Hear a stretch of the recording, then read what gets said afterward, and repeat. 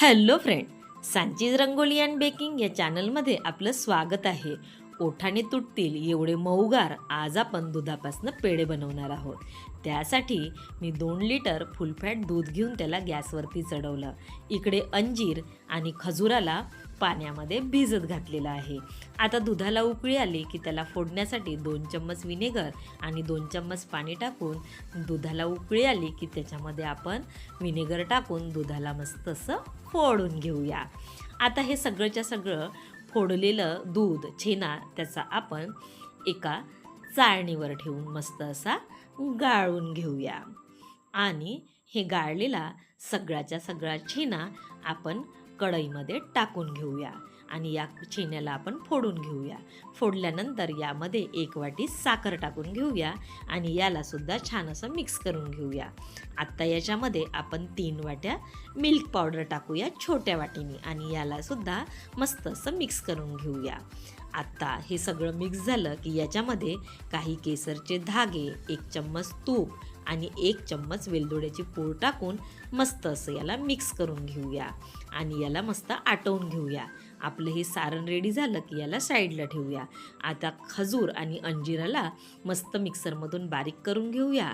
एका पॅनमध्ये 1 चम्मच तूप आणि या पेस्टला आपण मस्त असं सॉते करून घेऊया. हे होत आलं की याच्यामध्ये 2 चम्मच खसखस आणि काही काजू, बदाम, अक्रोट याची आपण भरड टाकून घेऊया आणि याला सुद्धा सॉते करून घेऊया.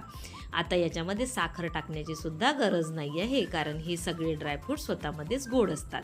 आणि याचे छोटे छोटे बॉल्स करून साईडला ठेवूया.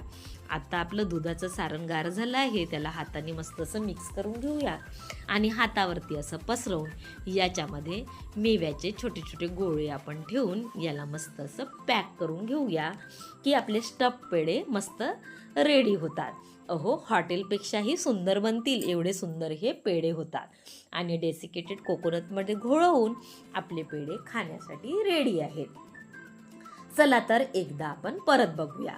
तर आपलं खव्याचं सारण हातावर घ्यायचं आणि त्याला पसरवून घेतलं की त्यामध्ये मेव्याचे छोटे छोटे बॉल्स आपण खजूरचे बनवलेत ते ठेवून घ्यायचे आणि त्याला मस्त असं पॅक करून घ्यायचं की डेसिकेटेड कोकोनटमध्ये घोळवलं की आपले पेढे खाण्यासाठी रेडी आहेत.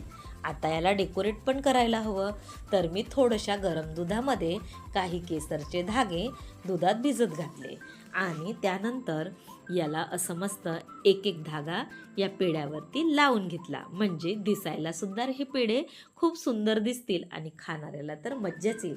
चला तर मग आपल्याला जर माझी रेसिपी आवडली असेल तर माझ्या चॅनल